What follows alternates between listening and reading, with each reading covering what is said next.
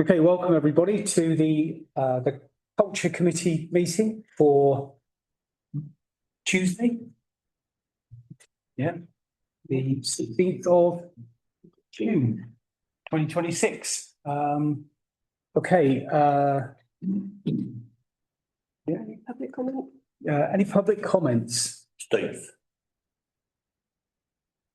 Can I just say something? We have Tamara online. She's our new events officer. So she'll just be listening in tonight for some of the papers that we will be discussing. Yeah. Okay. Okay. Let's crack on then. 11/229. Apologies for absence and to consider the reasons given. Yes, I have Councillor Ashley Richards for personal reasons. However, he has joined us online. Hello, Ashley. Okay. 11/230. Declarations of interest. Does anybody in the room have any interest that they know of? Yep. Jane. Personal interest, item number 11/232. Yeah. Item report for 2025-26 because of my daughter working at Westlands, and a personal interest, item number 11/236.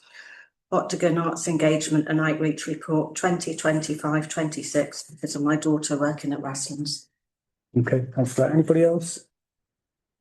No. Okay, 11/231, the minutes to approve correct record the minutes of the meeting held on 13th January 2026 and the 12th of May 2026. Did everybody receive a copy and have they read it? Okay, So Agreed. yep. you can initial every page and then sign and date the last page. Yeah. Thank you.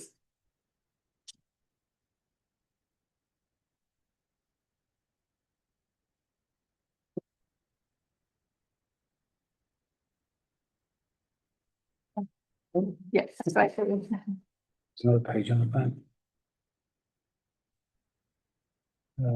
It's the 16th. Yeah. Thank you.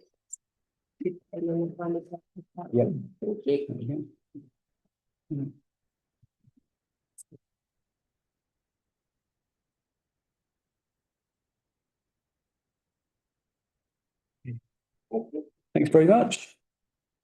Okay, prior to the commencement of the meeting, I should have said, I wish to inform all present that this meeting will be recorded in the interest of transparency and openness. The recording will be made publicly available following the meeting. Any member of the public who does not wish their participation to be included in the published recording is requested to make this known to the chair before speaking. Okay. 11/232, outturn report for 25-26, to consider the outturn position and to recommend the executive transfers to and from reserves for Culture Committee, attached at pages 6 to 11. Okay, so at the end of 25-26, the underspend was 279,818, but a substantial amount that was ticket levy, which we will put into the reserve. You can see on page 6 of your agenda that Adam has prepared some reasoning behind some of the numbers there, so feel free to ask him any questions regarding that if required. In addition, on page 11 of your agenda, you'll see the reserves that are held that are specific for this committee, and you will see the sums if you agree to all of those reserves that we want to put money into, the impact that will have as well. So I'm happy to answer any questions that you may have. Graham. Could I ask a question on the report? The issue of the fact there's only an air handling machine, the Octagon problem that also exists at Westlands.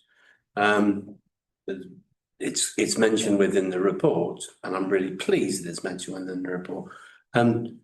At what point will we actually get some idea of the money involved, the cost involved? So we will be looking at that for September, so should have some idea then. Adam has done some initial quotations, but because of the value, we will have to go out to quotes, and so we will bring back the report once we've got all of those quotes. Tara? Yeah, to kind of reiterate what Graham said, I mean, like I said, 23 times, oh, hot, too hot, yeah, during the Christmas period, it was important in there, so, yeah, I get that. Could you confirm if the underspend is likely to cover the cost of it based on what you've seen so far, or if there'd be additional funding? It will cover the majority of it, if not all of it, depending on the quotes that we get back.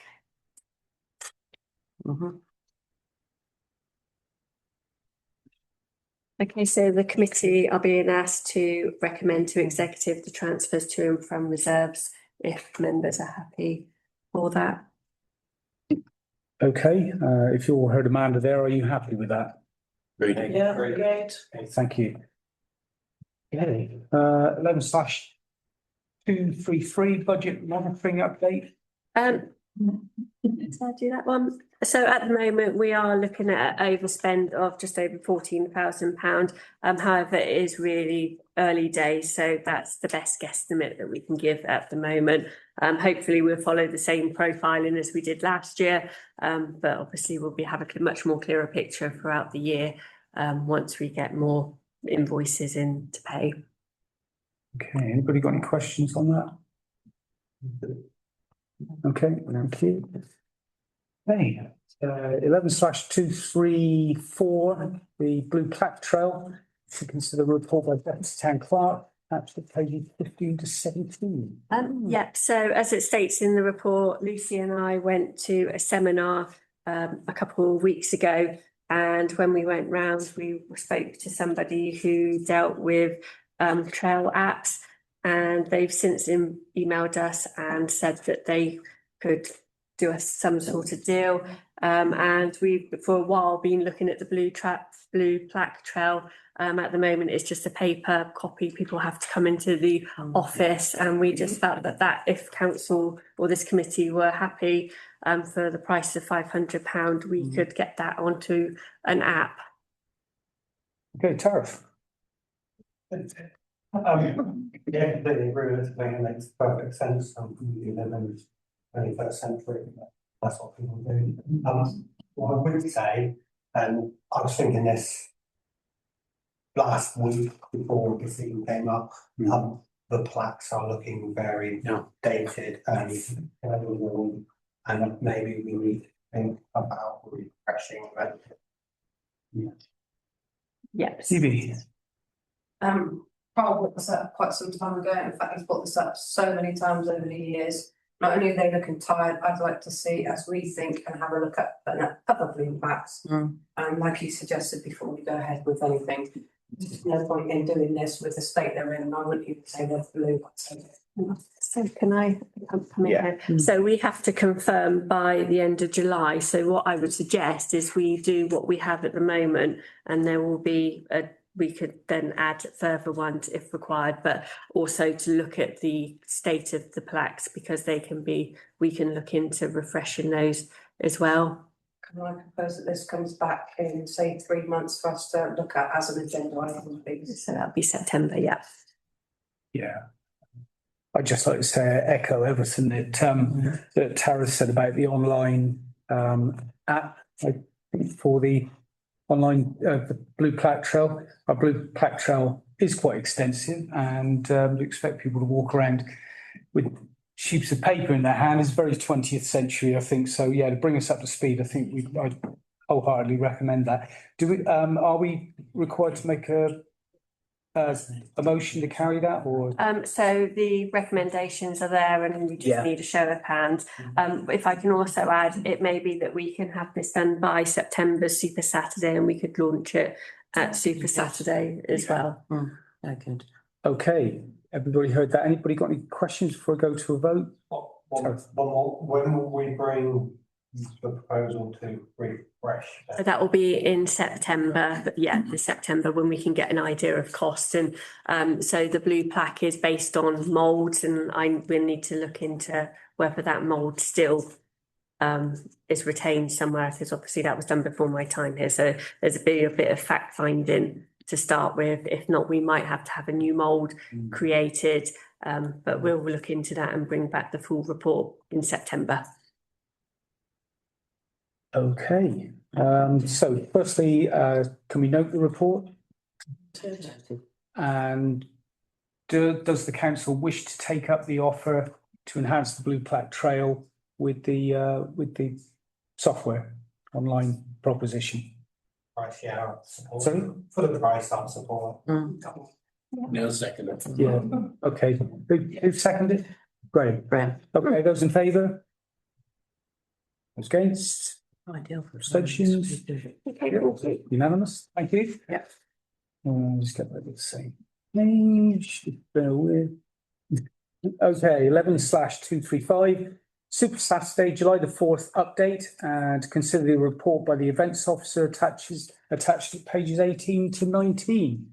No, I'll do this. Okay, So this is an example of cross-directorate working. The actual Armed Force Pledge has been put together by the Community Committee, and we, as this committee, are responsible for actually running the event. Members will be aware that Super Saturday in July we do anyway, but this year it's going to have a theme to sign off that covenant.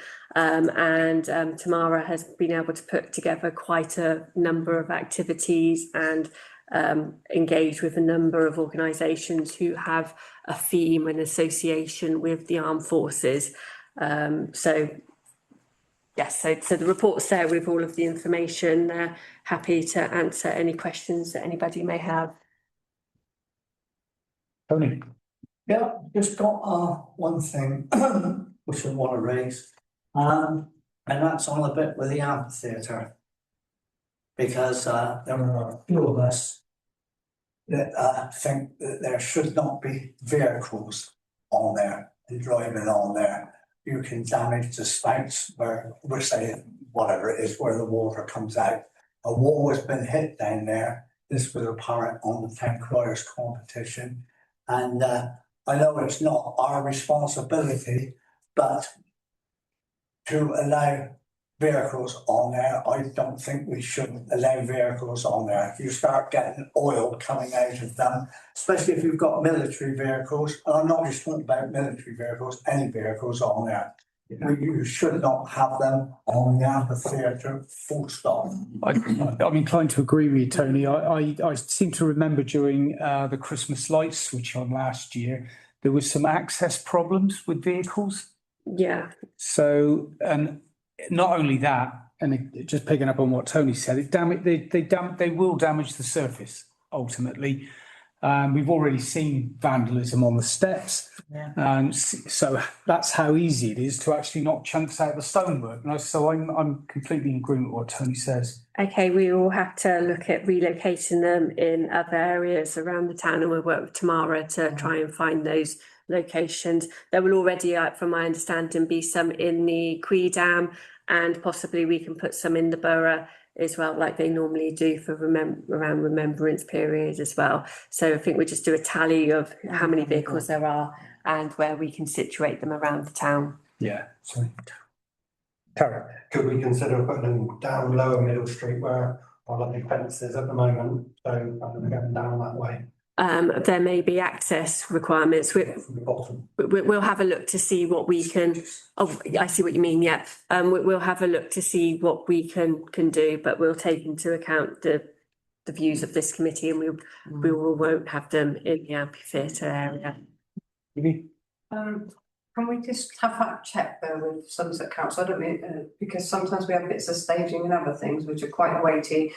Just can we have clarification from them? So they would have received our risk assessment, which currently at the moment does have that we will have vehicles there and what the mitigations are to prevent damage. So they will be aware that we propose to do that. But however, if that's the wish of the council, we don't want to be seen, I suppose, to be damaging the amphitheatre, that we could easily position them maybe around the top bit outside the old Turkish restaurant there. Going forward, this is going to be one of our main outside entertainment areas, and if it's not suitable to have heavy stuff on it, I'll be raising a few concerns. Yeah, good point. That's my drift. Long term, I get now, and I agree with Tony, but we need to know long term what, stability, what weight limits, etc. we can have on there. Must be down. Tariff first, then Tony.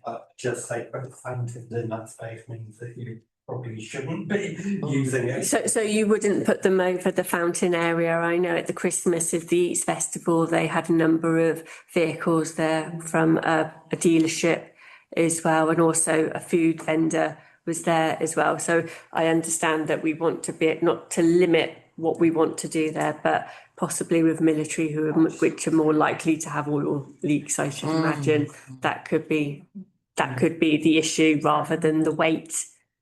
Because obviously when the Christmas tree is put in place, we have quite a heavy vehicle that comes in and offloads that down there as well. Okay.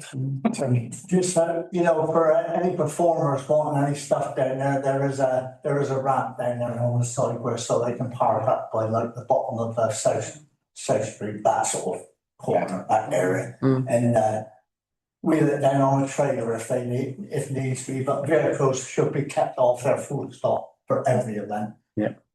All right, noted. Yeah, noted. Damage. Yeah. Preserving. And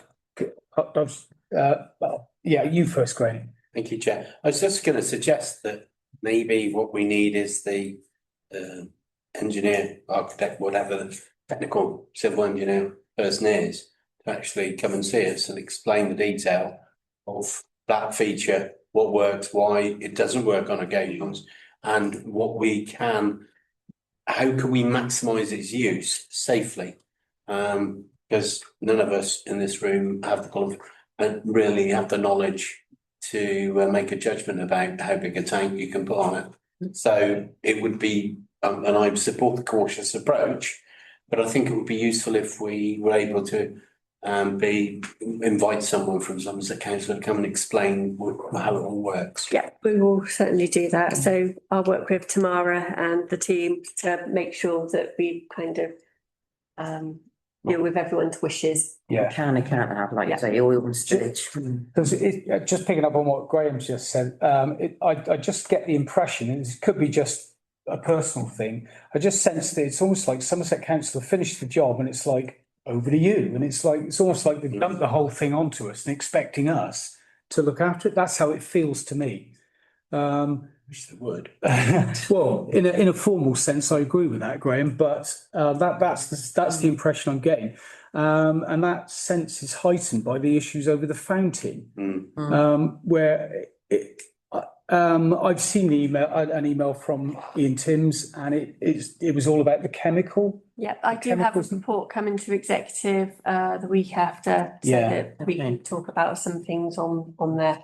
Because I was thinking if we're going to write to Somerset Council and ask them about vehicles, could we put something in about clarity on the fountain and the use of? So that will be covered next week in the report coming next week. Fair enough. I don't want to spoil it for you. Yes. Okay. But I do think there needs to be some sort of joint up approach with all of the facilities that are available down there and how it can be used to its maximum. Definitely. That's amazing. Yeah. Thank you. Anyone? No. No. Okay. Moving on. 11/236 Octagon Arts Engagement and Outreach Report. Consider a presentation on report by the Arts and Engagement Outreach Manager, Catherine. It's Catherine, isn't it? Yeah, me. Pages 20 to 23. Over to you, Catherine. Wonderful. Now, I know some of you in this room have sat through this presentation before just recently. So good, it's worth hearing twice. I thought I'd start this off by going, obviously, I'm here to talk about the Arts Engagement and Outreach programme that we deliver as part of the Octagon Theatre in Westlands. Now, I think, speak on Adam's behalf as well, we see that it's like a department, like the marketing is a department or the technical team is a department, Arts Engagement and Outreach is a department sort of within the Octagon and Westlands, with the caveat that we are funded and managed currently by Somerset Council. Having said that, I am part of Yeovil Town Council, but seconded full-time back to Somerset Council, and we pay 1 day of Adam's time a week as well. So I just thought to clear that up within the room as well. So hopefully we're still very much part of Westlands, and obviously keeping my foot in the camp of Yeovil Town Council too. So I'll flick through the slides. The next slide, thanks Amanda, is that just shows you sort of the breadth of the reach as well. And I think actually I'll talk about what our arts engagement and outreach programme entails, but actually I think it sits quite well alongside marketing, because what we're doing is getting out to people in the community who won't necessarily have engaged, and we're finding new ways to engage them come through our venue, whether that's to go to a class, they might then, you know, attend a show as well and feel comfortable within the space. Thanks, Amanda. So, so also to state that the arts engagement and outreach is it came out of COVID, I would say, as sort of a bit more of a direct to the organisation. And then 3 years ago, so in 2023, obviously the year the Octagon shut and the year that Somerset Council also came into being, we became one of the Arts Council's national portfolio organisations. So that means that we get core investment now for our engagement and outreach programme itself, rather than the venue as a whole. But this is a core funded programme of 3 years. Having said that, there have now been 2 extension years offered by Arts Council, and it is a really highly competitive programme, so we're really pleased that we can be a part of that. And I think part of that is seeing them recognise the work that's, you know, the capital development and the position of the Octagon, and our strengths as well. So we've had some core funding over the last 3 years, and we've built up our programme, which those figures on the screen hopefully show a reflection of. So the number of participation classes, workshops and sessions that's happening weekly and in the summer holidays as well, obviously totalling over 1,500 last financial year. Total number of shows and events, now that's outside of what Westlands already delivers, so that's, you know, doing a couple of shows as part of Super Saturday, or it might be having an additional concert by Bournemouth Symphony Orchestra, for example, in Canton, or a cake concert by BSO in Westlands as well. So looking at different things like that too. The total number of participants here, obviously exceeding 16,000 now, and we've seen an increase year on year, which just because we've scaled up the programme, but also because we're becoming more well known. And that's obviously, you know, part of that is people stepping foot through the door, but part of that is, you know, people are engaging with us when we're in Mudford Rec or when we're in Langport as well.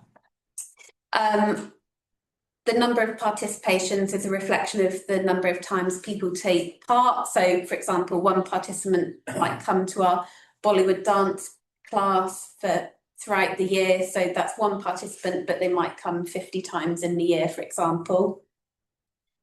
Again, and 196 practitioners and facilitators locally based as well. Obviously, some will be coming further afield depending on their specialisms, but a lot of our creatives and people that we work with in a freelance capacity rather than contracted from the local area, obviously, and then the result of that, over 4,000 employment hours, and I don't think that's including our own team, of which there's myself and there's 4 or 5 others who are part-time as well within the team too. And the number of voluntary hours here, so just shy of 900, that's in addition to what the front of house volunteers already deliver for us as well. Thanks, Amanda. So I'll talk through our different strands of the Arts Engagement and Outreach programme. And for those of you who've already heard this presentation before, I actually do have specific Yeovil Town Council of the parish sort of data as well. So in addition to obviously as part of what I just said, obviously we've been engaged in several schools as well within Yeovil Town and further afield as well. I'll get onto the schools in a second, but based on the participations figures from the previous slide, 6,116 participations in the last financial year from Yeovil Town Council residents alone. So participation, I mentioned we have our weekly classes that happen at Westlands as it is anyway. In the summer, we have our summer schools coming up. We've got a theatre summer school and a musical theatre summer school with Castaways as well. We run several play in a day type activities as well throughout the year. So Easter, winter and summer holidays. And that's where children and young people can come to us for a day. And we also get funding from Somerset Activity and Sports Partnership to support free school meal students to come to those, fully subsidised as well. So they're really, really well received and they're very inclusive as well of different abilities. At the weekend, we had our Shine show, which is very highly popular. We had a 2-month-old take part. So we took a picture of them next to our oldest performer as well. But that just shows you the real breadth of people that are taking part and engaging throughout the programme. Currently, we've got 25 weekly participation classes, so that has grown. And of those weekly participation classes, 1,330 employment hours. Obviously, Adam teaches the Octagon Choir. I teach the youth theatre as well, and we do that again separate to our normal 9-to-5 jobs, if you can call it 9-to-5. You'll also be aware, obviously, of the play days that we run. So we took those on from what was SSDC, then Somerset Council. So we took on 4, because we've been predominantly working in 4 areas, and that's been Yeovil, Langport and Hewish Episcopi, Wincanton and Chard is sort of within South Somerset, those sort of 4 areas where we identified need and also an appetite too. So obviously you might be aware, Yeovil is definitely by far our busiest play day, and we always hold that in summer on the first Wednesday, which is a national play day. So we have a baptism of fire that day. That's always our first one. But we've also introduced winter ones as well, because we recognised how popular they were in the summer, and the feedback has just been so overwhelmingly positive in terms of those parents and guardians being able to have something free to do in the summer holidays. And so they'll come to Yeovil. We'll have different theatre performances at each of the 4 play days. So they might come to Yeovil and then they go, oh, well, they're doing a different programme of activity, in Wincanton, we'll go to that one as well. So and vice versa, Wincanton residents might come here as well. So it's attracting visitors in to the area too. We've been doing winter ones. Our winter one in Yeovil we hold at Westlands, and that's grown in popularity over. So this was our 2nd year running it in the February half term, because we recognise that actually people need things to do in the winter when it's a bit colder and damp and you can't get outside. So those have been so popular that next year we're gonna expand it even further.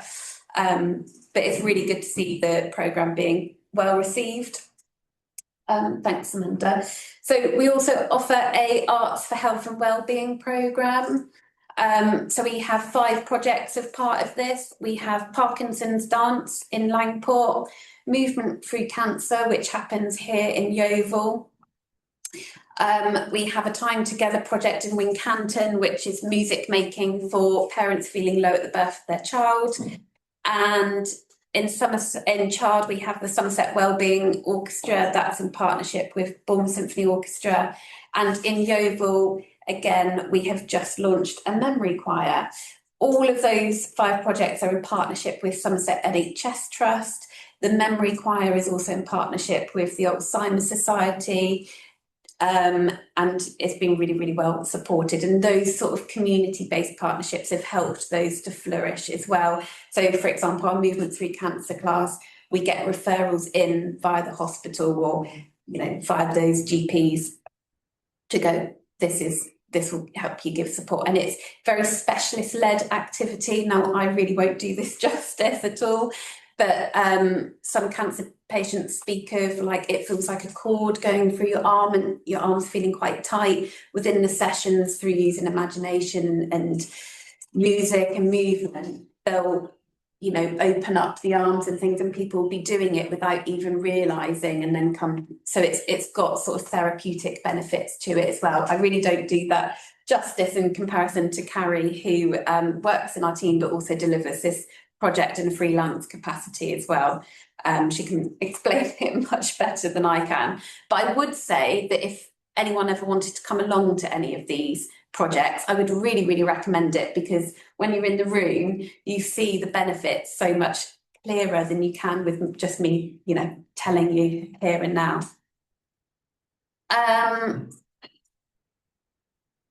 Our creative learning and education programme.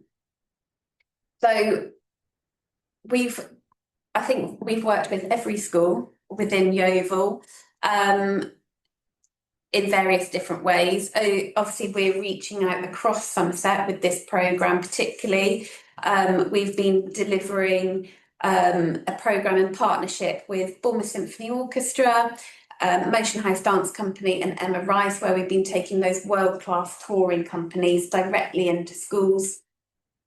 The BSO one is incredible, and I'll give this one as an example. So, for example, they've been working with Key Stage 1 students in primary schools.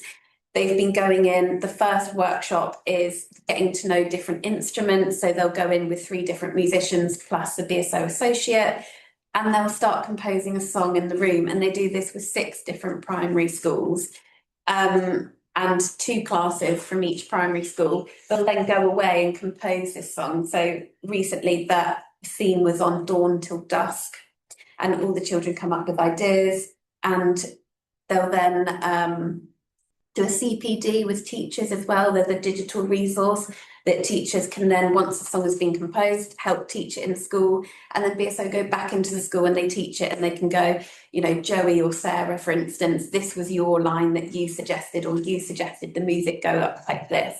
And then they come back to Westlands and they do 2 sold out concerts, so over 1,600 Key Stage 1 students descend on the venue in the day, and they get to see a live orchestra play. Now, I grew up in a little village called Upton Noble in Somerset. I never saw a live orchestra play until we went to see BSO in Poole literally 3 years ago when we started the programme. So that's an incredible opportunity for students, but also we always say panto is almost certainly one of the first times children come into contact with theatre, but actually now we're able to go, they're also coming into contact with a live orchestra as well.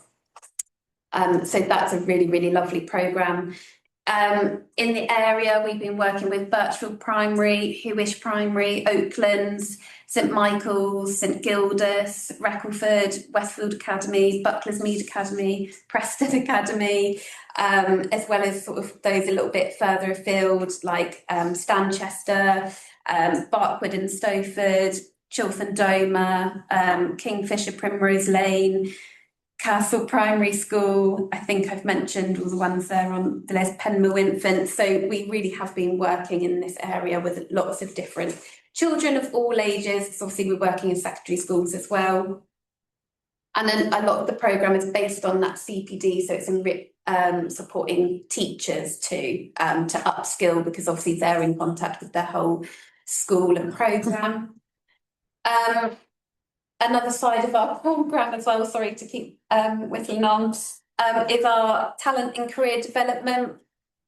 So that's a picture of Meg, who's since she was our technical theatre apprentice, so working with Danny and his team. She passed with distinction. But we've also been working with the tech team at Westlands to deliver sort of career events where we have different secondary schools at year 7, 8 and 9 come in, and they get to have a go at lighting, sound, stage management. They get to have a go at directing and producing and performing on the stage all in one day. We go into schools and do career talks. We do that alongside the Panto as well. We hold work experience weeks for year 12 and year 12 and 13, and also year 10. We've held 3 apprentices. We've also had a marketing apprentice, and she's graduated with distinction too.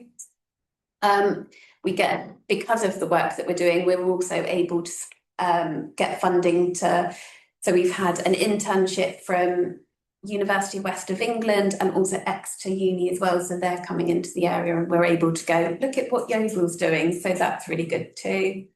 And also it feeds into our artist support programme where we're again able to offer paid opportunities to artists. I think Councillor Dave Wone, you've obviously come and performed as part of our acoustic afternoons, and we do piano nights. We have different paid assistant roles as well. So I've got a paid assistant who's a graduate that's come back to the area, and they're working with us on our youth theatre, but that's giving them paid work experience that they can then go and develop their career and actually say, you know, they don't have to go to London or go to Bristol, they can establish themselves here in Yeovil, which is sort of essentially what we're saying through that programme, is that you can live and work here. Nearly finally, it's our access and inclusion schemes. So we offer £3 tickets to selected shows and events through our programme to low-income households. Since we launched this towards the end of 2024, we've given away over 1,270 tickets at £3 across 70 performances at £3. Within Yeovil Town parish alone, 278 residents are benefiting from that accessible ticket scheme and are registered as members currently. We also have a Shine Bursary Fund, which operates in the same way. So anyone on low income can, of any age, can have a subsidised place to any of our participation programmes, like weekly classes as well. You couldn't afford the opportunity otherwise.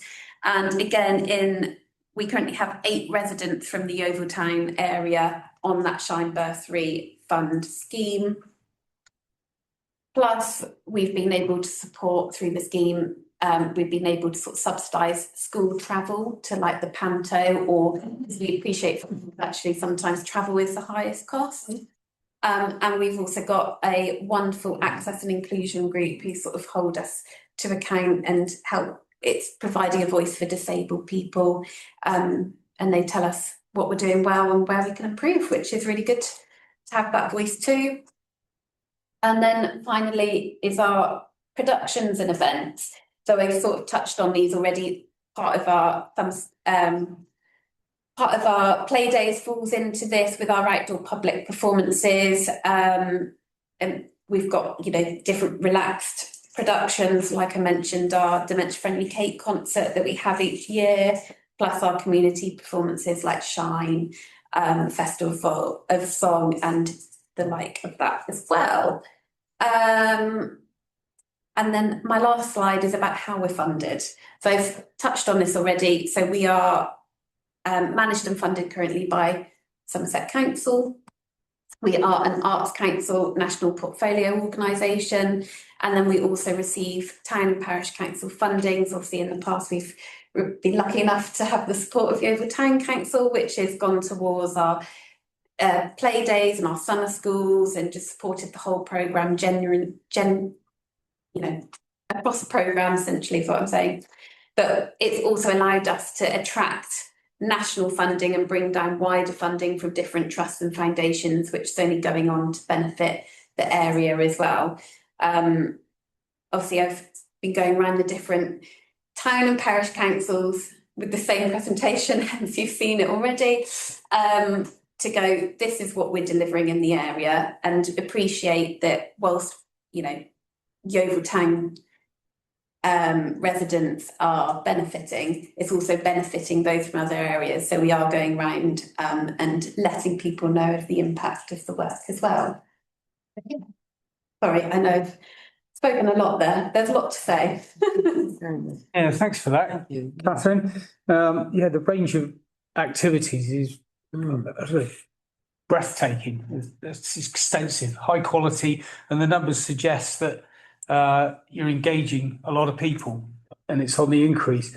I believe, as somebody in the culture sector, exposure for primary and secondary school students to real people playing real musical instruments and performing is priceless, and it brings learning to life, and it creates aspiration, which is something that's sadly in short supply these days, and for many people who are otherwise denied access to that kind of thing through circumstantial affordability or whatever. So I'm really pleased to hear what's going on. It's just fantastic. So thank you for that.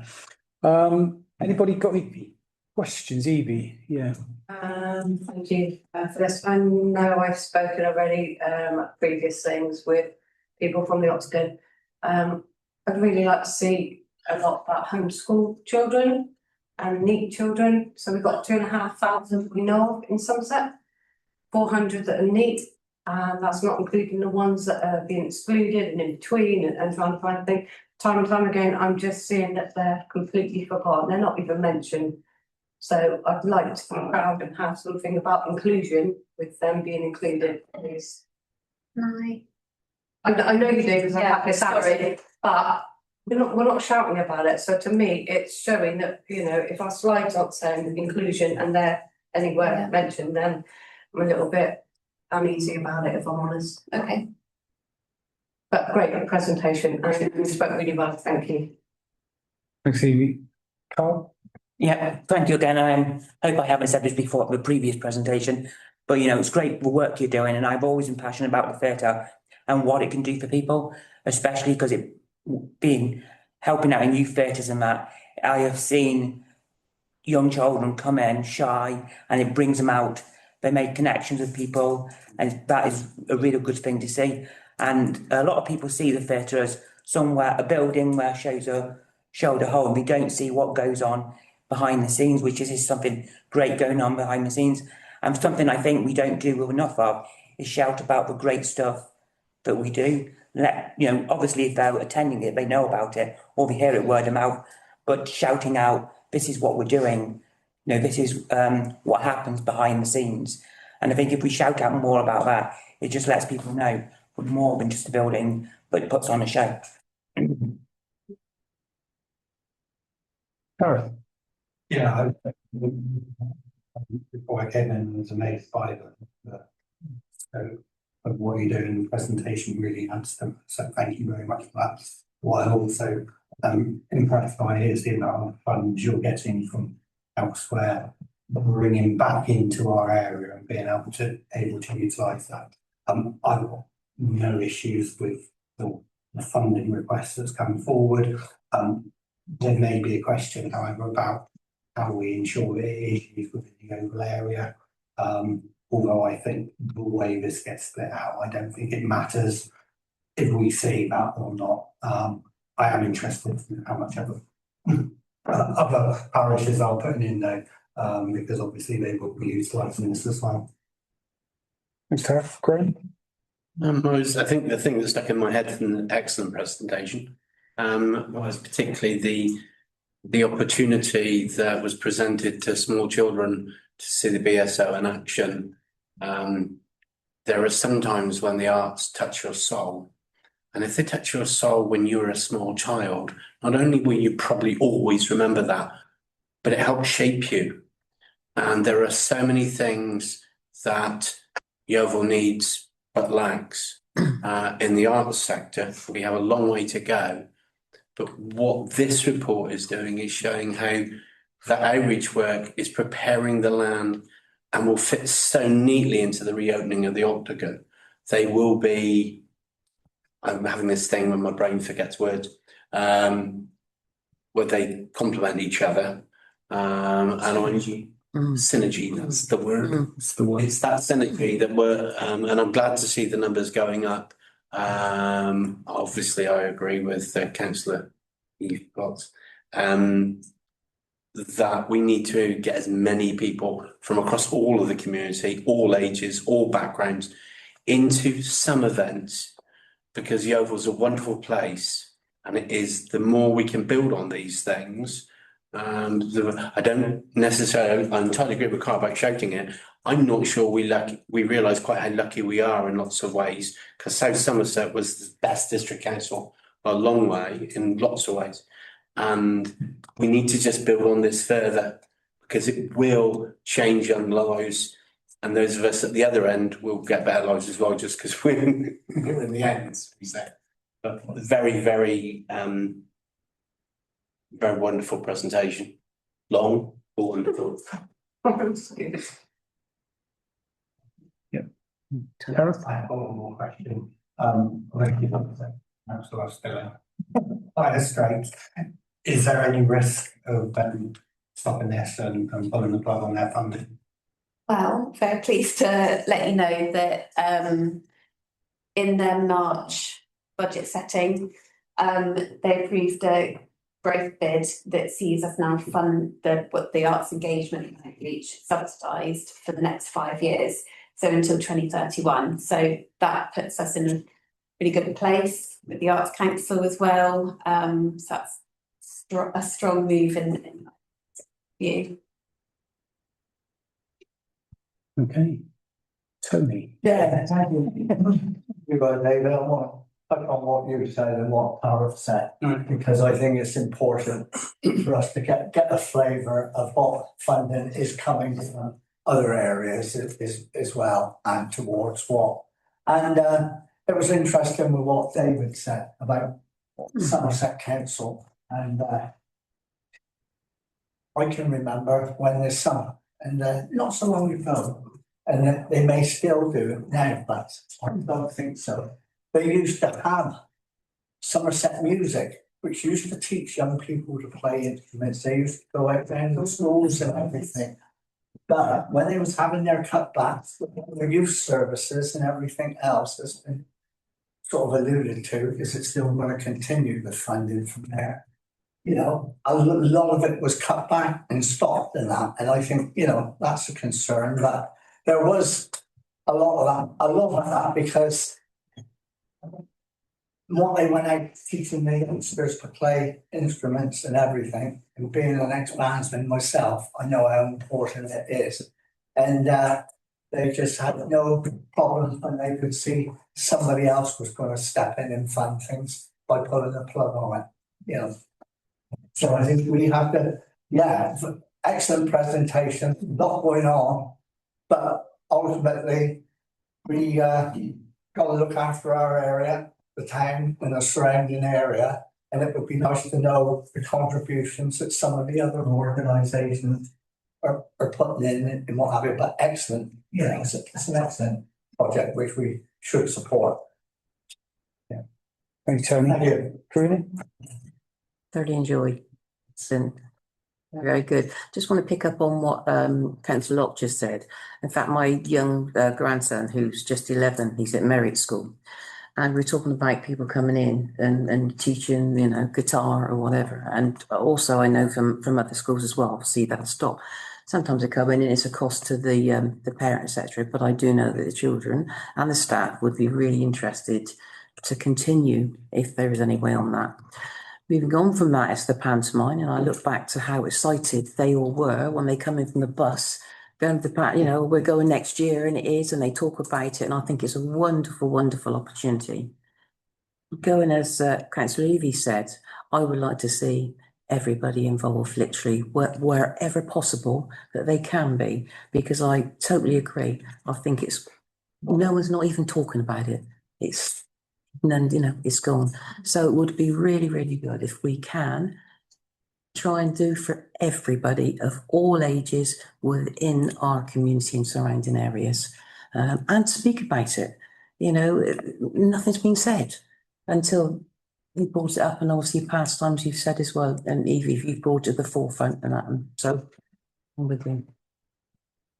Thank, is that Adam's next? So on music education, so Somerset Music does still exist. Somerset Music Service is a delivery body of Somerset Council. But members should be aware that there are music hubs, which is the strategic body that then commissions the partners, including Somerset Music and others. In the last round, that was a competitive bid. We bid as the Octagon Music Hub covering Somerset and Dorset because they decided certain counties should merge together. So now it is the Octagon Music Hub that covers Somerset and Dorset. It receives money from the Department for Education. Now, unfortunately, that money has remained static for 14 years from the Department for Education, which is obviously in real terms a cut to music education. But with one of my hats on, half a day a week is for the Octagon Music Hub for Somerset and Dorset, and I'm very pleased that you raised that point because those peripatetic lessons are still going on and available. But I think what the MPO is in no way replacing what the music service or what the music hub does. But Kat and I were particularly wanting to broaden those opportunities to work with BSO and actually kind of develop a programme that looks to remove the barriers from all people to benefiting from education.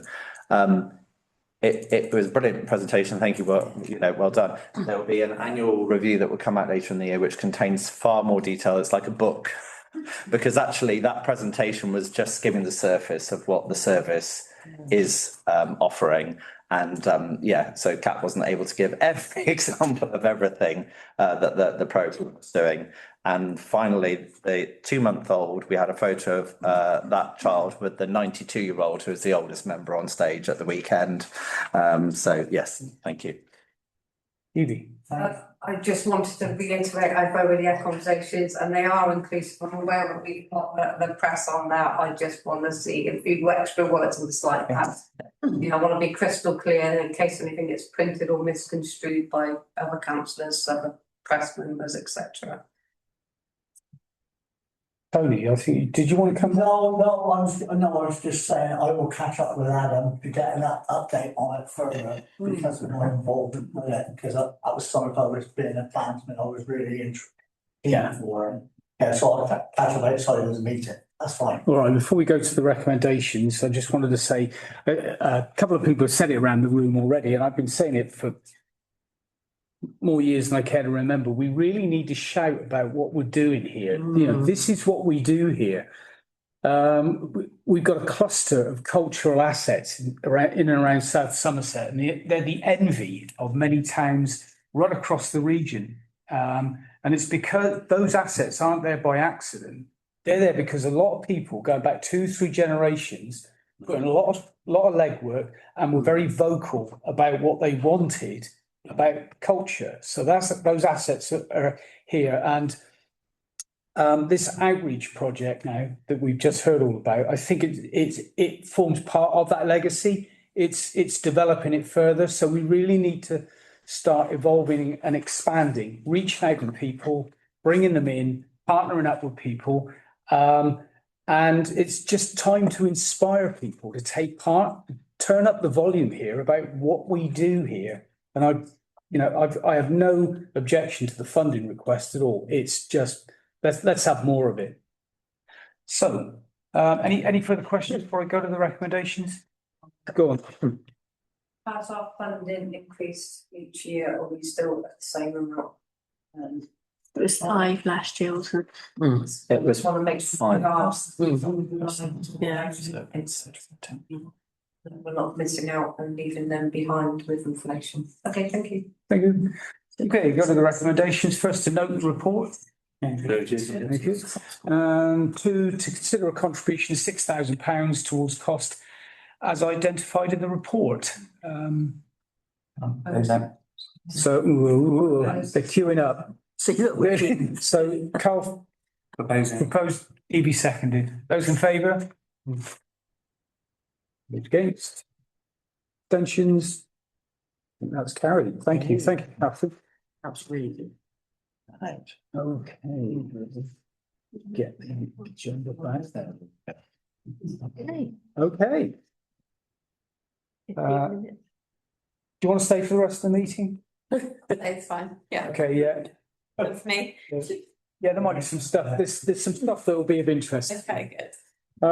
Okay, 11/237 South Somerset Heritage Collection Lufton update. To consider a report by Adam, Director of Culture, in pages 24 to 25. Thank you. So the working party met earlier in the year. We have now received and agreed a proposal from South West Heritage Trust. We have now received the proposal, so Tim will be calling another meeting very shortly for the working party to meet and consider that proposal. But it's just an update for you on what has been happening on the heritage collection work. If there's any questions or comments. I read through. None at all. Right, thank you. Okay, I think we just have to note the report. Yeah. Yeah. Noted. Noted. Thank you. Yeah. Okay, yeah. Item 11/238 Town Council Events Update. Consider the report by Deputy Town Clerk attached to page 26. Lucy has pulled this report together, so it's given a brief summary of the town crier competition. On that day, we also had the Eats Festival in Yeovil, and we held the town crier competition down in the amphitheatre. And I think all round we had some really good feedback of people stopping by and seeing what was what. So that was a good example. We used the big screen as well, so we could have photos and introductions of all of the town criers that had attended the competition. So the town criers enjoyed the day, and this is really well organised as well. And then the report gives you the names of the winners, and the remainder of the report gives you the dates for events being held in 26-27. We've now moved obviously from 1 Super Saturday to 2 Super Saturdays a year. And part of Tamara's role will be in other events that we can put on in the town centre, showcasing the amphitheatre and what we can do down there. So we may have requests come to this committee for further sums of money to put on additional events. I think it's really important to remember what we can deliver for the sums of money we're talking about. The Super Saturday budget is £10,000.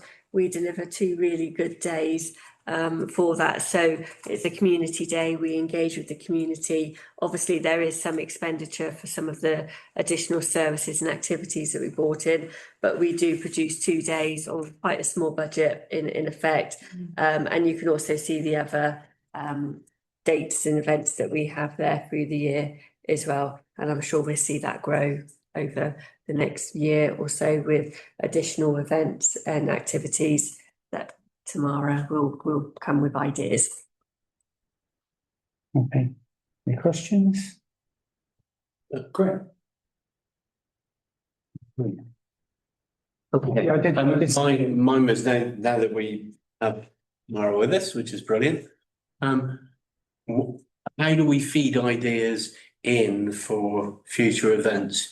Do we do it directly to Tamara? I would give it directly to Tamara, and we can bring some ideas back to them, the committee, with it costed out, to see whether the whole committee support those particular events.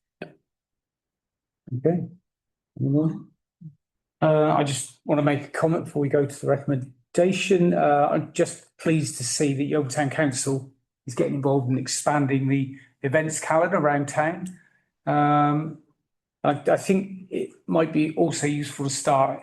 I know we do this anyway, but we need to do more of it. I think reach out to stakeholders, partners, and other participants and performers around, and bring them in to share the load as it grows. I think the council, in that respect, can act as a facilitator. Yeah, so that is actually part of Tamara's role. It's not that we are responsible for carrying out all of those events. We can help facilitate and provide some guidance, for any organisation that may want to come in but is a bit stuck on how to do a risk assessment or an event management plan. and we can be the assistance to them to get other activities and events into the town, but we're not necessarily the sole provider of it. It's somebody else doing it for the town, but we just give them a little bit of help with all of the regulations and stuff that they need to fulfil. Yeah, because we're at the crossroads with the town council. It's time to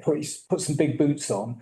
But the trouble with that is we're still kind of a little bit limited on resource in terms of logistics and staffing. But I think if we can share the load and bring people in, that will help us. And some of this stuff doesn't cost money. To be an enabler, you know, if someone wants to put an event on in town, to be an enabler doesn't cost a huge amount. I think, you know, we've already seen the benefits of what Tamara brings. If I can say, the Super Saturday that we first had arranged for July, there was nothing there, but within the space of time that Tamara's been there, you'll see that we'll have a full day of different varied things going on, and it's not expensive stuff either. So we're going to see a lot more now because we have a dedicated resource that's their specific job to be able to do that. Yeah. Okay. All right. It was Evie. Stupid question, and bear with me if you've answered this over the past year up in the different meetings. Office light switch on used to be around the Eat Festival.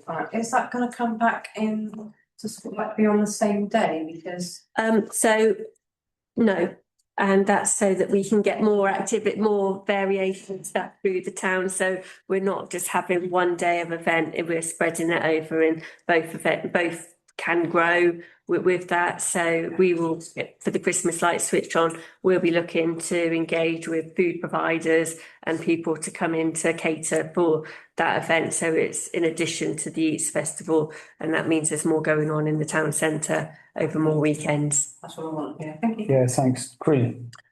Okay, I think most of us have already sort of touched on some things I was going to say. Looking back on the town choirs competition, which we had, which was a really great success, and it was thoroughly enjoyed.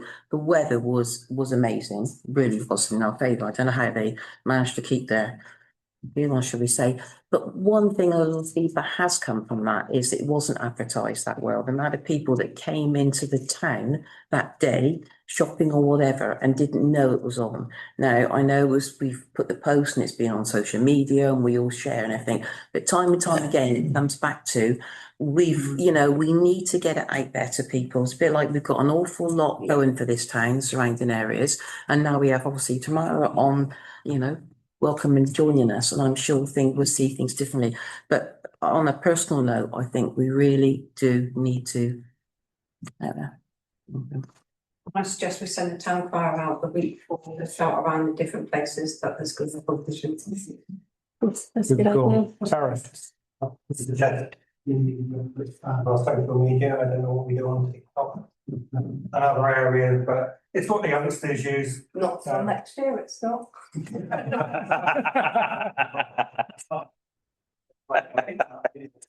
So we might want to look at how we.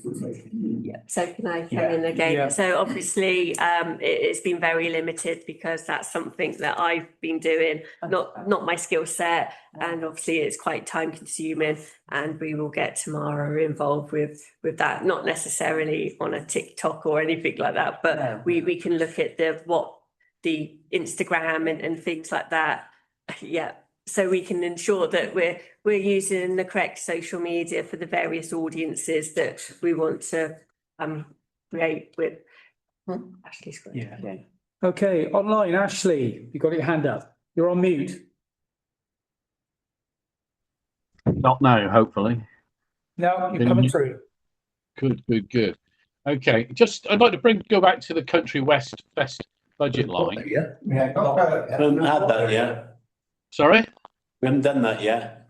Oh, I thought we'd already touched on it, but do you want me to wait then? I'll come back in a few minutes. All right. Yeah, thanks. Okay, any no more questions? The committee is recommended to note the report.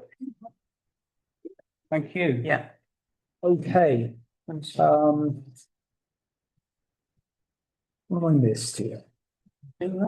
Super Sally up, you've got some set up. Country West. So I missed out the Heritage Collection, didn't I? You've done it all. I'm getting mixed up with the previous agenda. I had a conversation with someone, didn't it? Yeah. That's one. Pay attention, Dave. Okay, final piece on your song sheet, 11/239 Country West Fest. To consider the report by Director of Culture attached pages 27 to 29. Adam. Thank you. Hope you all had time to read the report. We had excellent feedback on the event and the artists. Those people that did come seemed to have a very enjoyable time. But as members will see, unfortunately, the attendance levels were rather low. There isn't currently money allocated in this year's budget for festival. So I suppose it's open to members to discuss and then consider the future of the festival. Yes. Emma first. Yeah, this is a real shame, I think, because I do think it was overshadowed by the St. Texas, which as soon as we announced our one, then they announced that one, didn't they? And I tried to promote this quite a bit, and everybody I spoke to was going to the St. Texas, which was a shame. And of course, sun was shining. It was all the pictures I've seen. It was really busy, although Everyone complained about it. everyone complained about the price of drinks. Yes, I was about to say that. However, I do think that event overshadowed this event. I kind of wish we'd been like a year forward, and I know you brought it forward. You wanted to do that, so it's a shame, really. But yeah, it doesn't seem like it's financially viable, does it? Unfortunately, but which is a real shame. Evie.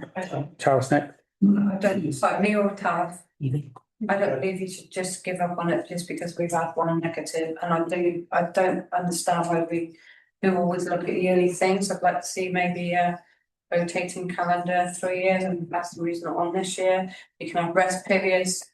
You know, we can't do everything. There's only so many weeks in the year, so much in our budget. Let's look at doing 2 years programs or something different to see if things can work. Okay, Tara, then Jen. Yeah, a few things. So I'm a bit of a country fan myself.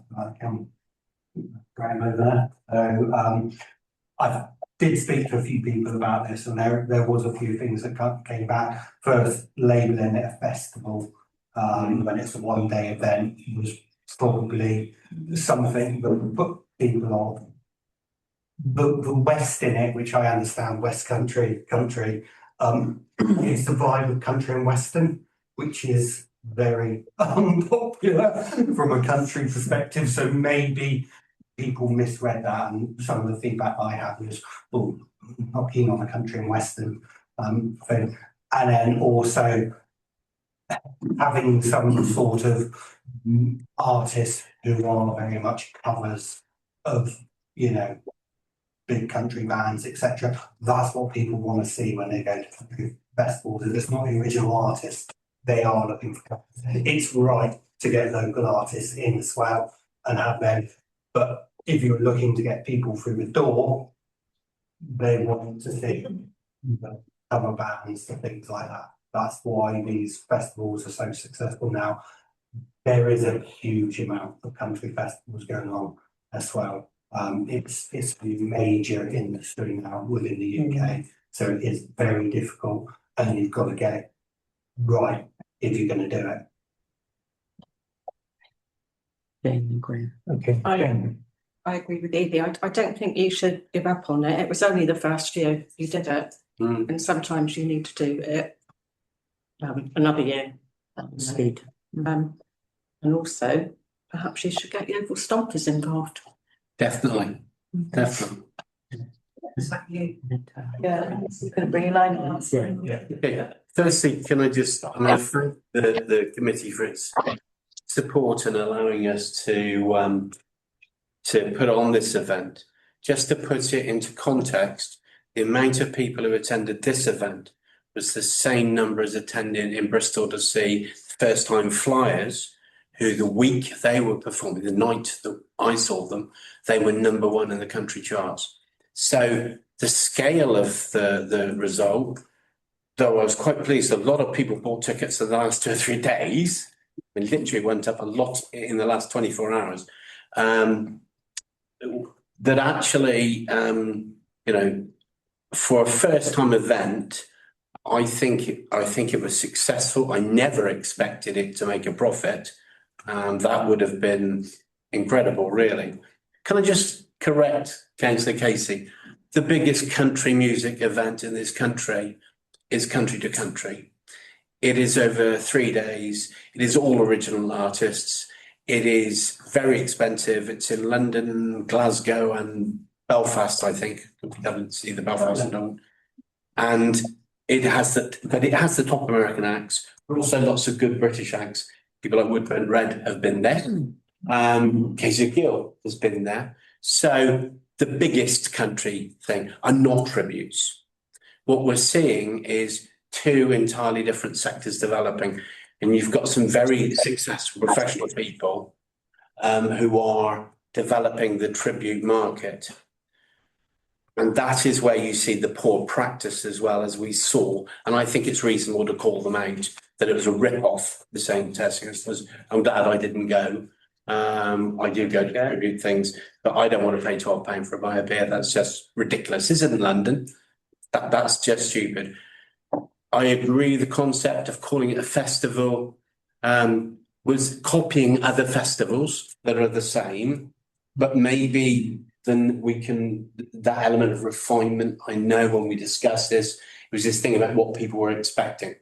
What is clear is that marketing has changed a great deal. People's expectations have changed a great deal. And the thing that we needed, if we do this again, that we need it to be more of is more of an experience.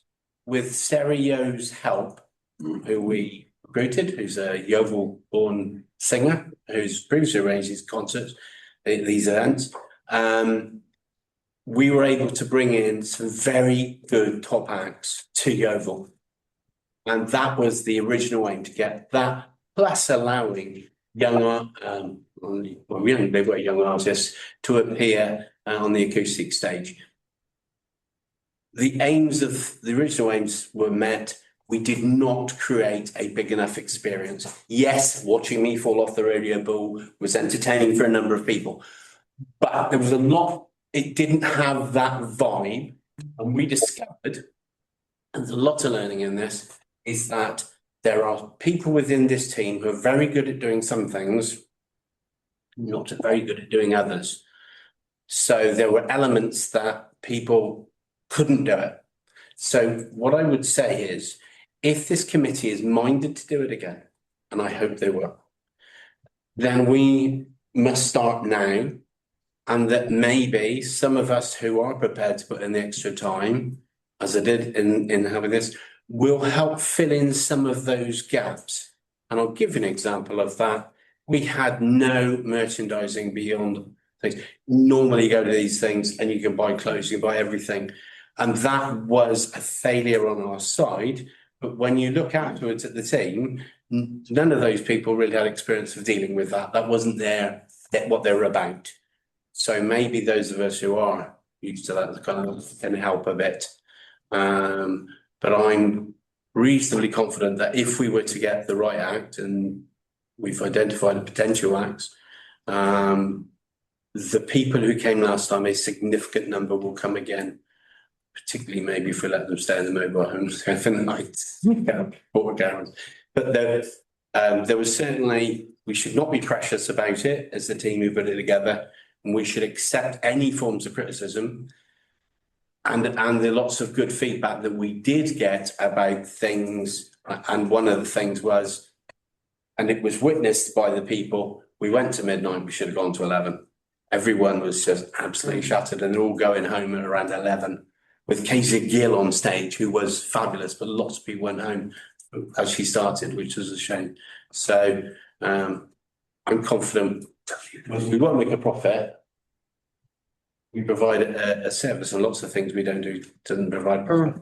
But in 5 years' time, if you do this each year, you will have a profitable organisation. At which point, someone will come along and take it off our hands anyway, because they'll recognise the business opportunity. But you've got to establish, keep going, just like Glastonbury originally, if you remember, its history. Okay, Tony? Yeah, I'm gonna take a different view. I'm gonna sort of go along with what Emma sort of said. And I mean, you only gotta look. There was a lot of marketing done by it. But one of the main things here which stuck out to me was sponsorship was not pursued due to lack of capacity from officers or members. You had a working group. So I will stop there on that particular part. Yeah, some people will always enjoy it because that's why they bought the tickets and went to it. You know, that's their thing. Options and points to consider if members wish to be elected. The total cost is shown in there and it's a loss of £14,087. Now, that's and you see the figure further down of what the officers who are experienced in putting on certain events there, saying that this authority would need to put out at least £30,000. That would increase, but that would also increase the financial risk. I mean, that's a lot of a loss. You don't expect to make a profit. You are not, how can I say, I'm not blowing my own trumpet here because I used to play a cornet and a tenor horn. I know I would get a smile from me, but you put on a concert, you don't expect to lose a few £1,000s. Even if you only make a few pounds profit, you know, it's and we have to be mindful, £14,000 is half an officer's salary. And this authority is going forward. We're doing things with the heritage and everything, which is going to cost us money. I could not support this. It's a lovely idea, but you see down the bottom there, it says the other events, this ain't Nashville. I mean, I'm not up the country and western. I'm more of a Queen and Moody Blues person myself, but there we are. But there's other events and festivals going on, and I don't think enough thought was put into it with doing it. And yeah, you have to get sponsorship. The working party has to get out there and do something, not just say it, talk it, and go and hope that it gets done. It's unfortunate, but you know, I couldn't support that, and I think, and I'm not going to put words into the officers or ask them, but it's an officer's report there. The total cost of the event, they've said what it was. The event would not be deemed financially viable without greater support from this authority. Chair, can I just come back? Sorry, we indulgent that they come back about the criticism of the working party. My role, apart from the original idea, was to give an overview and then to help to find artists. And I attended a number of concerts, festivals across Britain to find those. I found Sarah Yeo, and Sarah Yeo proved to be crucial, giving us the confidence to go forward with this as a paid temporary member of staff. There was an awful lot of work done in it. The other thing I would ask is that in confidential session, not in public because we do, that we should actually look at the true costs, the income and the costs of this event. I actually do not believe this event ran at a loss.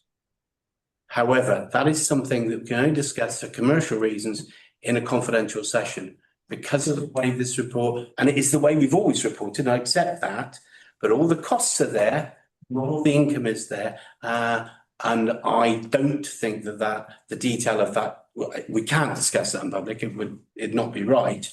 But I think if members are left with the view that it's £14,000 loss and it's all the, I think that we've got to be careful of that. Because actually, if you look at this as a standalone event and look at all the income and all the costs, those numbers are different. And please, I'm hoping Adam is not hearing me criticising his report. He's written it in the way that we look at our reports. But that isn't actually the way that perhaps happily the working party, joined by others, would look at those numbers. And I totally accept the thing we missed was sponsorship. We could have got 2 or 3 grand off the solicitor or something to sponsor the event. We've missed the opportunity.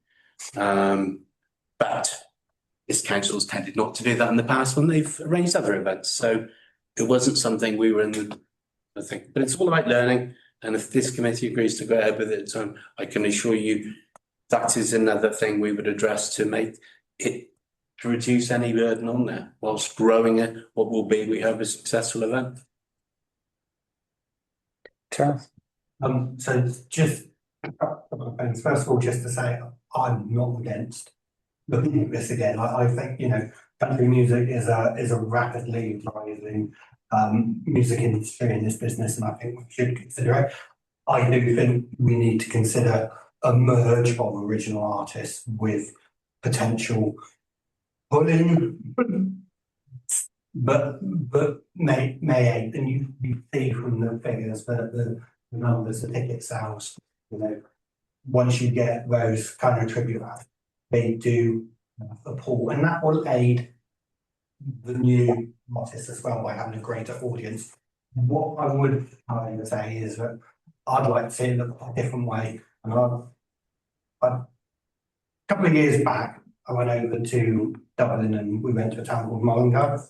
Where the One Direction guys come from. And every year they have a music festival there, very Irish, etc. But all over the streets they have people playing music. And then in the evening, they've got a stage, they've got an area that's paid for, and people go in and pay, have a drink and watch music.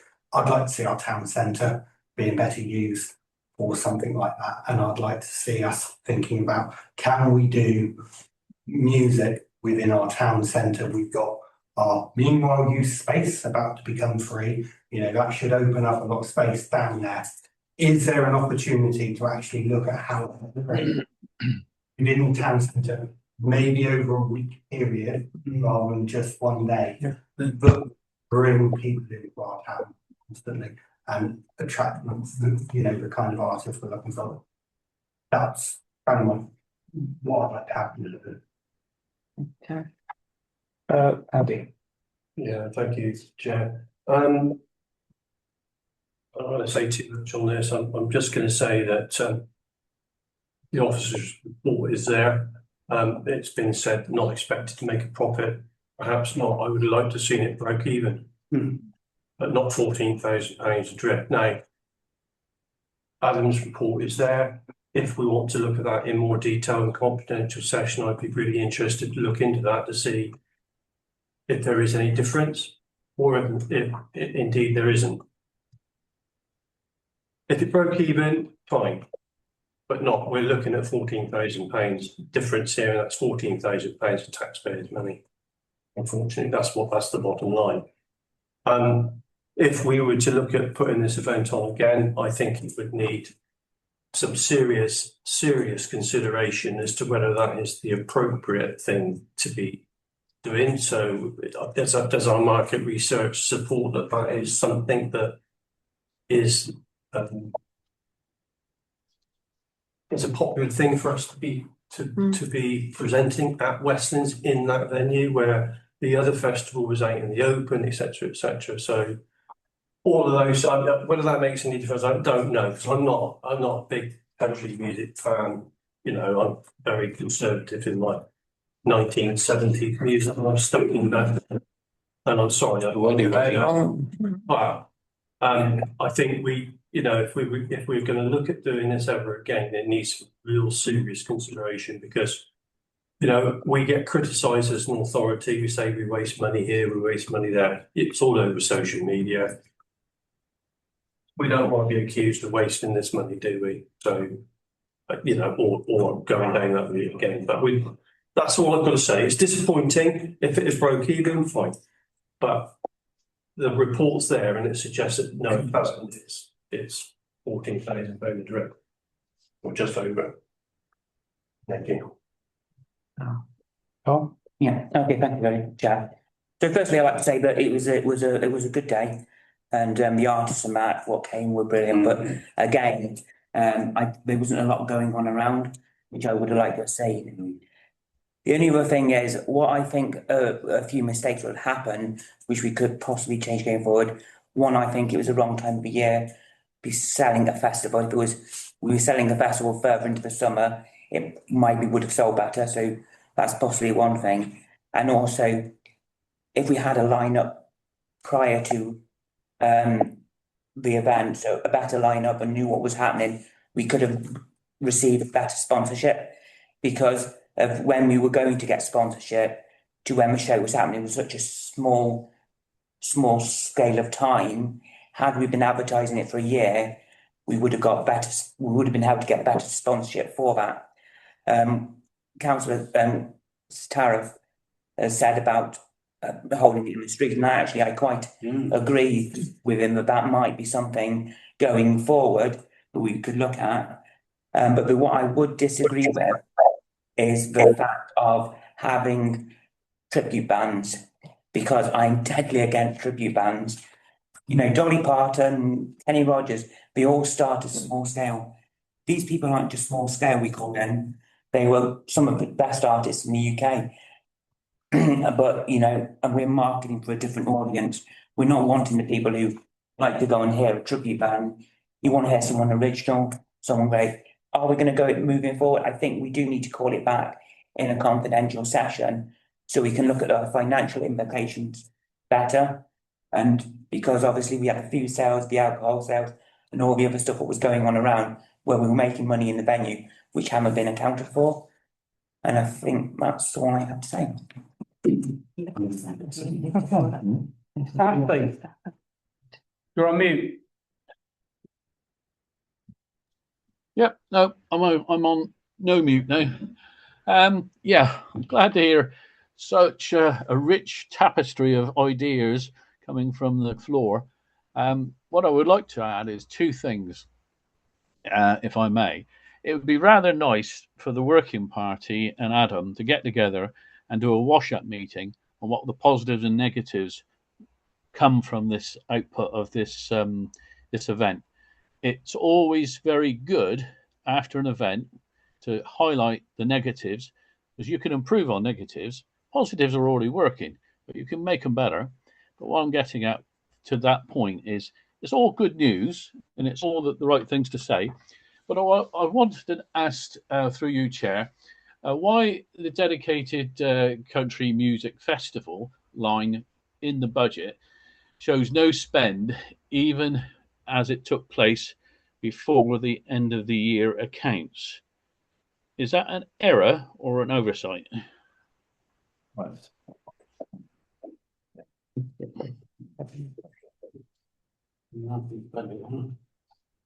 I think it was included within the other performances, wasn't it? It hasn't been separated out. Yeah. It was good to have a wash-up meeting, Chair, as you know. Yes. As a working party, almost all of us were able to get a wash-up. Yeah, so the costs would have already been absorbed in the performance costs. They haven't been separated out. So it's been absorbed within that, but we can put, well, you got the figures from the system, didn't you, to be able to do that? Okay. I think, if I may, from the chair, I think we need to do this again. This is something we just need to learn and grow. The wash-up was done, but planning must already start if we're going to do this again for 2027. The working party did a lot of research and I think harnessed the right people with experience to get the thing off the ground. Sure, there were shortcomings, as we've identified in a financial sense, but we got the thing off the ground. I have to say that I'm a firm believer that we must use original artists in their own right. If you look at the major festivals, they take time and they're a slow burn, and almost without exception, the established and upcoming festivals in the UK, doesn't matter what genre of music you're talking about, they all use original artists. And I think we just need to avoid that urge to get bums on seats from tribute cover bands. You know, it's once you get caught in that loop where you've got people coming in the door because it's Pink Stetson time, I think that's time to sort of review what you're doing. This has got to be about original creative artists in their own right. And the trail often, I've seen it in local music scenes, the trail often goes nowhere using cover bands and tributes.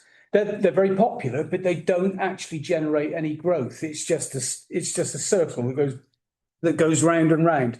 So the only way to get anywhere, I think, is to use artists in their own right. But also, and I take Tara's point, we need to look at our local talent pool to bring them in as part of that outreach project if we have to, the Octagon runs. And also the established and upcoming festivals, they never made a profit in the first year. They run in the early years. And some are even supported by local authorities. So, and I think the development of the town centre music can be followed as a separate initiative. That's a great idea. And I think we do need to start. Well, I've said it already about expanding the events proposition in the town centre, and that can be augmented by music. And again, using local talent, I think. So I think that as this grows and in time, it might well be worth considering, and I think we touched on this at the working party wash up, with moving it outdoors to Yeovil Showground at some point. Yeah, eventually. As it grows and develops. So I've got plenty of ideas there, as you've heard.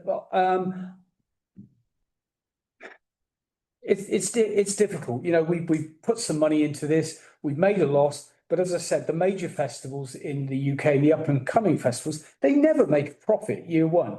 So I'm in favour of doing this again. Could I just say, we have a really, really successful literature festival. Year one? No. Year two? No. It's now significant as an event in this town. People we get to come in, it's wonderful. And there was a lady originally whose name's gone on my head, who was behind it, and it's just grown, and it is just ridiculously. Yeah, it was a lady originally who started it, but her name is not in my head. I apologise. 4 of us. Okay, 4. Marcus, Liz. Yeah, Liz was who I was thinking of. Yeah. And it's grown and grown and grown, but there's an awful lot of time and effort to make that thing grow. You know, this isn't the only thing we should be doing. We have an events officer now. I'm very optimistic about the future for Yeovil as being far more of a cultural centre, because we're lucky, we're a wealthy town compared to many, and we need to give the people of Somerset somewhere decent to go. Then don't go to Taunton. So somewhere decent to go and to have a range of cultural experiences, not just country music. So yeah. Thanks, Graham. Adam, could you just pick up on what Graham said? Off the top of your head, do you know how many years it took for the literary festival to make a profit?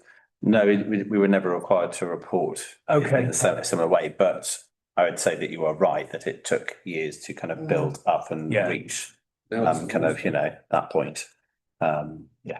Yeah. So I'm in favour of that. But there's no vote on this. I think we've just got to consider the report. But I'm really grateful to everybody. You do need to consider the future. You need some directional steer on whether it's something you wish to continue. Yeah, the problem with this, as Carl rightly pointed out, is that were we learning to ride a bicycle? And there was a bit of falling off involved in that. But the point is that if we're doing it again, whenever we can get a date, because no Blooming Westlands is too popular, when we can get our date and taking on board a lot of these new ideas, if we're going to do it, we start now. And other festivals are selling VIP tickets now for their 27 festivals. There are, we need to crack on with it and make it better and make it more financially successful and reputationally more successful. If you're not going to do it, please, let's not do it like we did at the Frauds. We fell quite last minute. Let's get on and learn from those lessons and make it a success, or not do it at all. Those are the two choices. But we do need to start now those of us who want to. Yeah. All right, thank you, Graham. Okay, then, the committee has recommended to note the report Noted. and to consider the future of this festival. Is that a motion? So someone needs to propose whether you do or you don't Can I want to do propose it. as chair? You can propose as Yeah, chair. I propose that we do it again. Can I just amend that? Yeah. Can I propose that we start a working committee group to look at what the next would look like before we decide to do it? Let's put that initial investigation in place, understand what it will look like, what it will cost, what work needs to go into it to make it successful, and then we bring it back to committee. So the work is starting now, but the final decision on going ahead will be once we have a clear understanding. Yeah, I kind of, I agree with that, Tareth, but I looked at the meetings calendar for the culture committee, and there is nothing till September unless we call the reserve date in July. To be fair, it will probably be September before you actually work out everything you want with holidays and things, so September. And like Graham said, if we don't hit the ground running now about looking at putting 2027 on. But you're hitting the ground running by starting. By working. By putting them together. You're hitting the ground running. Yeah, I'm all for it. I was on the working party, so I'm all for that. Yeah. But I think we're going to lose momentum if we have to wait till September before it comes back to this committee. Sorry, Chair, I didn't think that's what Tareth was suggesting. I thought Tareth was suggesting that the working party, perhaps with some more additional support, would be very welcome. Actually come up, start the work and crack on with it. And if we look at it and just go, hold on a second, because there's some information you haven't had shared with you, if you look at the numbers and you have the time to look at it properly and go through it all, that will not indulge. The problem, if we do it the local government way, so we take a year to make a decision kind of thing, we will end up with it slipping and slipping and slipping, and we will lose where we started with the 200 people that we know where they live kind of thing. We need to build on that, and we need to build on that in the next 6-8 weeks, that we need to give them a date for when it's going to be and commit to it. It's just the trouble is in business terms, we can't let this fade away. That's the problem. But I entirely welcome the challenge that I think Tareth is laying down about the fact that we've got to make sure that where there were gaps last time, there are none next time. And that's all. And I think we should take the criticism that there were gaps, but we address them all because we know what went wrong. We know what went right. You okay with that, Tareth? Yes and no. I mean, it's difficult because we haven't got enough meetings in place to actually bring it back. What I would like to see is a proposal brought back in truth, but the legwork's already been done to say, have we got this, can we get this venue? Can we get these artists? So that we're then ready to click the yes button when that decision has been made. But you're right, September too late, because if we're talking May next year, potentially, maybe later, maybe we should be looking later in the year anyway, which might give us more leeway. Is it going to be outdoor? Is it going to be indoor? Should we do it during the summer if it's going to be outdoor? Westlands isn't available. There's lots of questions up in the air. Andy. Yeah, no, I'm not on this committee, but I think Tareth's got a good point there, and I think actually, if you're looking at doing something outside, slightly later in the year is probably going to be better from the weather was. I don't know, but that gives you a longer period of time if you push it back into the summer rather than looking at May next year, which is not a very long time away. I'm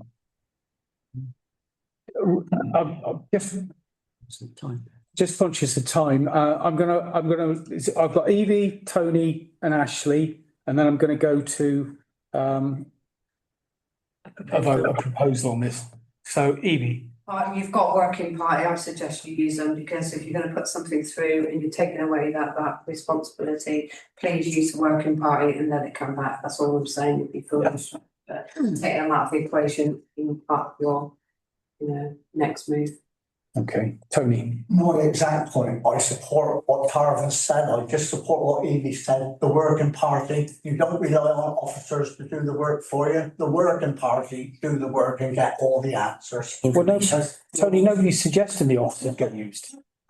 I'm just elaborating on it. I know. I'm just saying, because officers, we know they're busy and you've got holidays, we've heard them say that with other items. So I agree with Tara and I agree with what Evie has said. That's fine, thank you. That's it, but it's the working party that has to do the work, not expect the officers to do it for them. That's my point I'm making at this particular stage. I'll come back on that, Tony. The officers did apart from Amanda with a short bit of work, I don't believe there was an officer in the working party, was there? Was it? Well, I know we had Martin Thacker for marketing, we had Adam leading. Of course, yeah. And we had Sarah Yo. You cannot, I mean, with respect, Tony, this concept that you can, that the councillors can do everything is silly.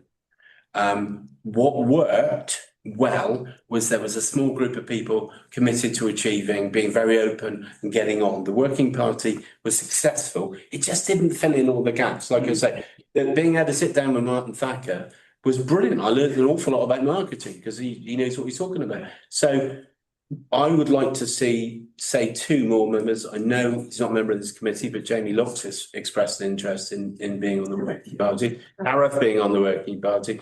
There's no reason why the working party can't be 6 people, 7 people, whatever. As long as they want to make this work and can bring something to the party, brilliant. You know, but the officers are always supportive. They will give us the. Ashley, and that's it. All right, yeah. Sorry. One more and then Ashley and then we're done. I propose that it goes to the working party and they bring a proposal back in September. And the date is based around that decision being in September. So rather than saying we're going to do it in March, April, May, the working party can agree what that date is based on what's actually achievable.